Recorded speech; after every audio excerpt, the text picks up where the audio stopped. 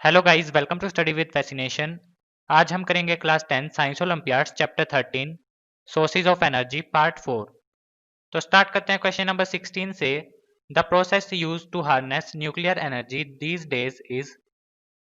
तो हमें वो प्रोसेस बतानी है जिसकी मदद से हम न्यूक्लियर एनर्जी को हार्नेस करते हैं इन दिनों। तो सबसे पहले है फर्स्ट न्यूक्लियर फिजन। जो हमारा न्यूक्लियर फिजन होता है, इसके अंदर एक हैवी एटम हमारा स्प्लिट हो जाता है लाइटर एटम्स में और इससे निकलती है हमारी एनर्जी। उसके बाद बी, जो हमारा न्यूक्लियर फ्यूजन है, इसके अंदर हमारे पास होते हैं दो एटम्स जो एक दूसरे से टकराकर बनते हैं एक हैवी एटम। अब इसके बाद सी, अल्फा डीके। जो हमारा अल्फा डीके है, इसके अंदर जो हमारा एटम होता है उससे एमिट होते हैं अल्फा पार्टिकल्स। अल्फा पार्टिकल्स का मतलब ये जो हमारे पार्टिकल्स होते हैं, इनके अंदर दो हमारे होते हैं न्यूट्रॉन्स और दो हमारे होते हैं प्रोटॉन। तो दो न्यूट्रॉन और दो प्रोटॉन, इन दोनों को हम मिलाकर कहते हैं अल्फा पार्टिकल। और इसको हम कह सकते हैं हीलियम का न्यूक्लियस, क्योंकि जो हीलियम है उसके न्यूक्लियस में भी दो न्यूट्रॉन और दो प्रोटॉन होते हैं। तो जो अल्फा डीके है, इसके अंदर अल्फा पार्टिकल्स हमारे एमिट होते हैं। अल्फा पार्टिकल्स मतलब दो न्यूट्रॉन और दो प्रोटॉन। और इसके कारण जो हमारा एटम है उसका जो मास नंबर है वो हमारा 4 कम हो जाता है और जो हमारा एटॉमिक नंबर है वो हमारा 2 कम हो जाता है। इसको हम कहते हैं अल्फा डीके। इसके बाद है डी, बीटा डीके।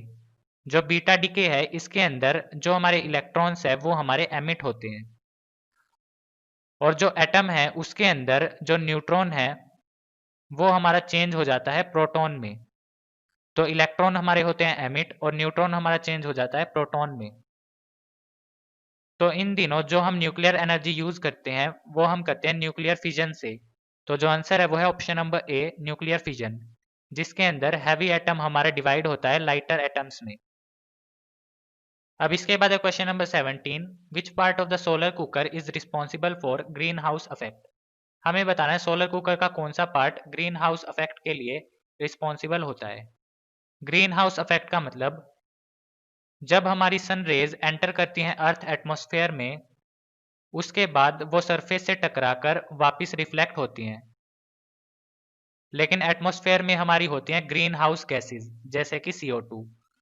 ये गैसेज उन रेज को दोबारा रिफ्लेक्ट कर देती हैं और बाहर नहीं जाने देती और इसको हम कहते हैं ग्रीन हाउस इफेक्ट, जिससे कि जो हमारे अर्थ का टेम्परेचर है वो हमारा हो जाता है इंक्रीज।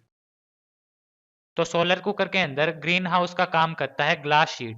जो हमारा ग्लास है वो सनलाइट को अंदर तो आने देता है लेकिन उसको बाहर जाने नहीं देता। तो ग्लास शीट जो है ये रिस्पॉन्सिबल होता है ग्रीन हाउस इफेक्ट के लिए सोलर कुकर में। तो जो आंसर है वो है ऑप्शन नंबर सी। अब इसके बाद है question number 18, in A hydro power plant potential energy possessed by stored water is converted into electricity. ये स्टेटमेंट है हमारी करेक्ट। जो हमारी वाटर की पोटेंशियल एनर्जी होती है, यानी कि जो हमारा वाटर है वो हमने एक हाइट पर रखा है और उस हाइट से जब हमारा वाटर नीचे गिरता है तो पोटेंशियल एनर्जी हमारी चेंज होती है काइनेटिक एनर्जी में, जिससे कि जो हमारा टरबाइन है वो हमारा रोटेट होता है और जिससे प्रोड्यूस होती है इलेक्ट्रिसिटी। तो जो वाटर की पोटेंशियल एनर्जी है वो हमने कन्वर्ट की है इलेक्ट्रिसिटी में। तो हाइड्रो पावर प्लांट के अंदर वाटर हमारा ऊपर से गिरता है, टरबाइन को रोटेट करता है, जिससे प्रोड्यूस होती है इलेक्ट्रिसिटी। तो जो आंसर है वो है option number A, potential energy possessed by stored water is converted into electricity. तो जो आंसर है वो है ऑप्शन नंबर ए। अब नेक्स्ट है question number 19, match the column first with column second and select the correct option from the codes given below. तो हमें match करना है कॉलम फर्स्ट कॉलम सेकंड से। तो सबसे पहले है हमारा फर्स्ट न्यूक्लियर फ्यूजन। जो न्यूक्लियर फ्यूजन है इसके अंदर दो एटम्स हमारे एक के अंदर कन्वर्ट होते हैं और न्यूक्लियर फ्यूजन में जो हमारे दो हाइड्रोजन एटम्स हैं वो हमारे मिलकर बनाते हैं एक हीलियम एटम। तो जो ए है इसका है हमारा फोर्थ, दो हाइड्रोजन एटम हमारे मिलकर बनाएंगे एक हीलियम एटम और इसमें हमारी निकलेगी एनर्जी। इसके बाद है B nuclear fission. Nuclear fission के अंदर हम एक हैवी एटम का यूज करते हैं। हैवी एटम जैसे कि यूरेनियम। जो यूरेनियम है इसके ऊपर हम न्यूट्रॉन्स डालते हैं, जिससे कि जो यूरेनियम है वो हमारा स्प्लिट हो जाता है लाइटर एटम्स में, और जिससे कि हमारी निकलती है एनर्जी।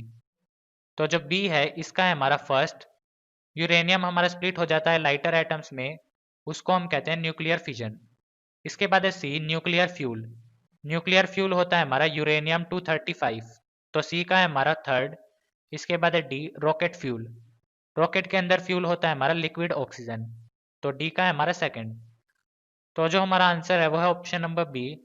ए का है हमारा फोर्थ, बी का फर्स्ट, सी का थर्ड एंड डी का सेकंड। तो जो आंसर है वो है ऑप्शन नंबर बी। अब इसके बाद last question, question number 20, fill in the blanks with most appropriate option. हमें फिल करने हैं blanks. Biogas is an excellent fuel as it contains up to 75%। Biogas के अंदर 75% हमारा फर्स्ट होता है, तो ये जो फर्स्ट है ये है हमारा मीथेन। बायोगैस के अंदर 75% होता है मीथेन।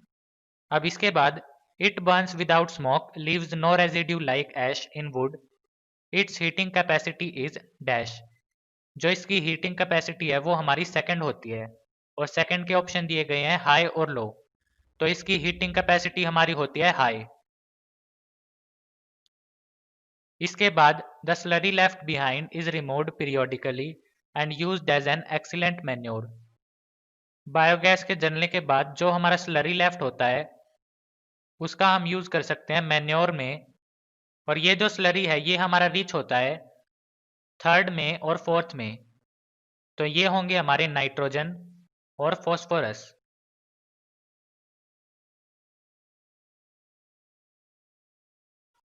तो जो हमारा आंसर है वो है option number A, first methane, second high, third nitrogen और फोर्थ फॉस्फोरस। तो जो आंसर है वो है ऑप्शन नंबर ए।